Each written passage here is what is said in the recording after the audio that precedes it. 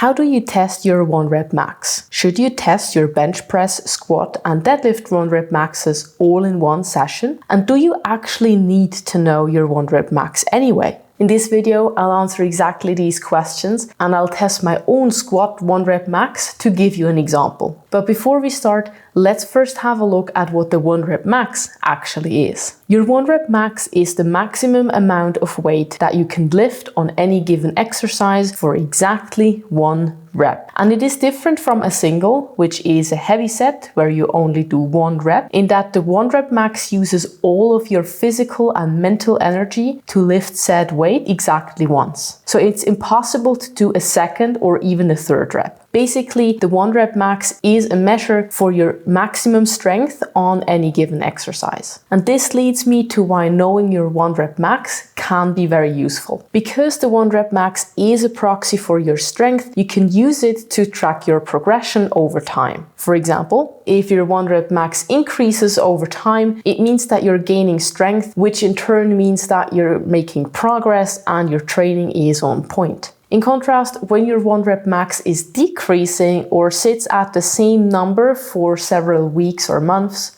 you might have to adjust your training, nutrition, or recovery a little bit to make further progress. Another reason why it's useful to know your 1 rep max is because you need to have at least a rough idea of how strong you are in order to train effectively. For example, many training programs prescribe a weight based on percentages of your 1 rep max for that exercise. And if your program says you should lift 70% of your 1 rep max, then it's helpful to know your 1 rep max for that exercise. Otherwise, you have no idea what weight you should pick. But even if your training is based solely on RPE or RIR, having a rough understanding of your strength is still necessary. Because knowing your 1 rep max lets you pick an appropriate weight for a given number of reps and sets to hit the desired RPE or RIR. And while you can technically test your 1 rep max on any given exercise, most people, including me, only test their 1 rep max on the big compound lifts, such as squats, bench press, deadlifts, and sometimes also overhead presses. But before we jump into testing our 1 rep maxes, I really want to emphasize that you should only do a 1 rep max testing if you feel healthy, well rested, well nourished, and you don't have any injuries or lingering pains. Because if you aren't healthy, then you risk getting injured during 1 rep max testing, and you're not testing your actual strength anyway.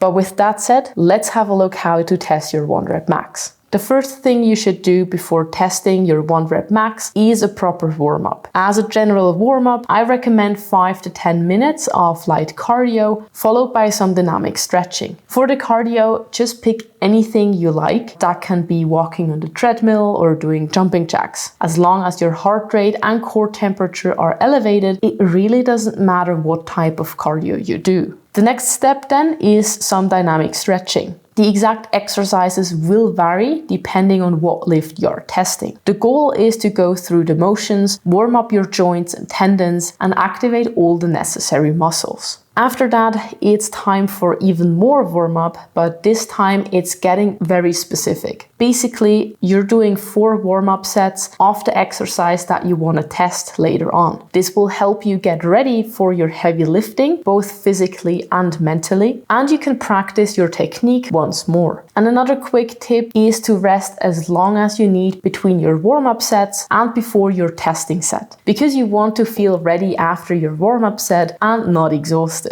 And once you've completed your warm-up, it's time to do the actual 1 rep max testing. There are actually 2 different ways in which you can test your 1 rep max. The first one is suited for bodybuilders and recreational athletes, while the other is reserved for competitive powerlifters and weightlifters. And in this video, I'll only talk about the bodybuilding style 1 rep max testing because that's the better option for most people. So to do a bodybuilding style 1 rep max test, you should load 90% of your previous 1 rep max onto the bar. And if you've never tested your 1 rep max before, don't worry, simply put a weight on the bar that you think you can do 3 to 5 reps with. And once you have the weight on the bar, do as many reps as possible with good technique. Ideally, you should aim for 3 or more reps. And once you did the 1 rep max testing, you're almost done. The only thing left to do now is to actually calculate your 1 rep max.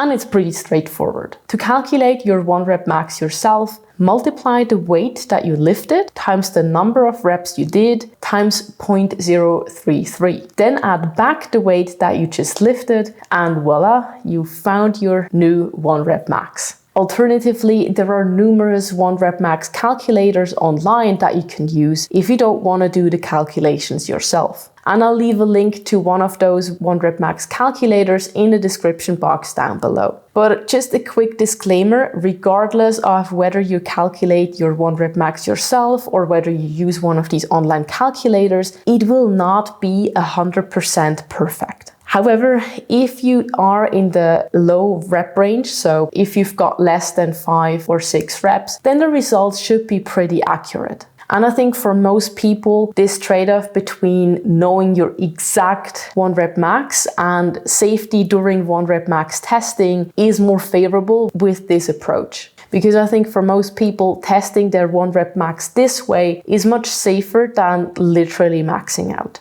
And by the way, this 1 rep max testing method doesn't just apply to squats, but you can apply it to every single exercise that you want. However, when you want to test the 1 rep maxes of several different exercises, I would recommend doing so on different days with at least 1 rest day in between those 1 rep max testing sessions. And there's actually 2 reasons for this. The first reason is that 1 rep max testing is very taxing on your body. Meaning that once you've tested the 1 rep max of one exercise, let's say the squats, you will already be fatigued. Meaning that when you then go on to test the 1 rep max of the next exercise, for example the bench press, you will probably not measure your true 1 rep max for that exercise because your body is already slightly exhausted and can't put out as much energy as if it was well rested. And this gets even worse when you then go to test your 1 rep max of your 3rd or 4th or even 5th exercise. And second, because you get fatigued during 1 rep max testing, you increase your likelihood for technique breakdown and subsequent injury if you go on to test multiple 1 rep maxes in the same session. And that's why I like to dedicate a whole week to testing the 1 rep maxes of the big 3 lifts. For example, you could test your squat 1 rep max on Monday, your bench press 1 rep max on Wednesday, and your deadlift 1 rep max on Friday. That way, you always have 1 rest day in between the sessions, so you will not encounter the 2 problems I mentioned before. And if you don't want to go to the gym just for the 1 rep max testing, then you can always add a short workout after your 1 rep max test of that day. And I'm gonna show you what I did after testing my squat 1 rep max.